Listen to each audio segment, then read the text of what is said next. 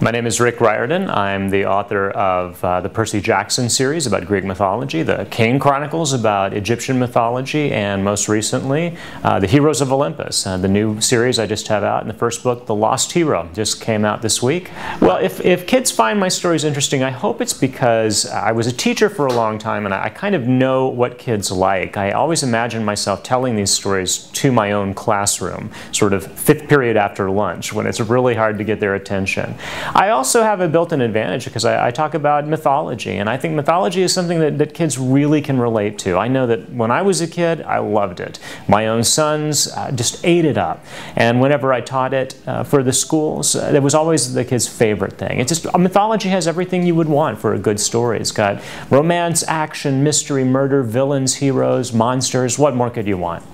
Well, I knew kids would be attracted to the Greek mythology because, you know, these stories have been around for thousands of years for a reason. They're fantastic. The gods, I think, are our first superheroes. And kids like them the same way they like Batman and Superman. They're bigger-than-life characters with amazing powers, but they're also very human and very flawed, and we can relate to them. And kids like to imagine what would they do if they found out that they were the son of Zeus or the daughter of Athena.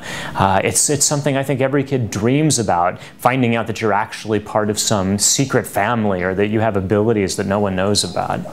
I decided to make Percy Jackson ADHD and dyslexic because my own son is ADHD dyslexic, and he was having a lot of trouble when he was young learning how to read. He really didn't like school, really didn't like English class, and as an English teacher myself, that was pretty hard for me to take.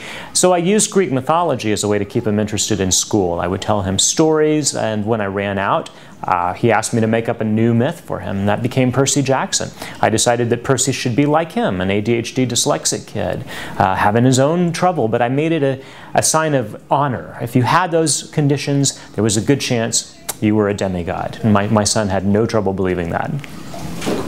My sense of audience really has changed. When it first started, it was just my son. It was a story for him.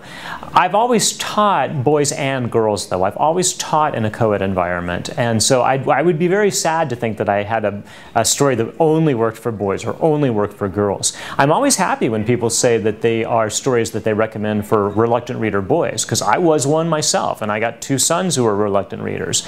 But I think if you look at my events, you'll see it's almost exactly half-half. Girls like the stories, boys like the stories, and honestly, I'm very happy with that. I wouldn't have it any other way.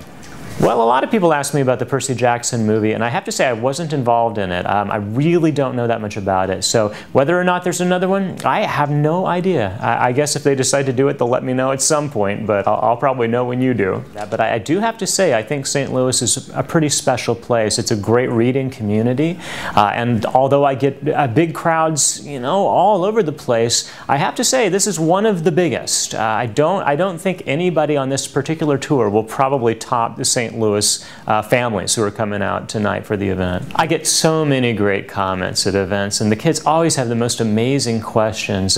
Recently, a kid asked me if Percy Jackson was the son of Poseidon, why wasn't his name Percy Poseidon's son and not Percy Jackson?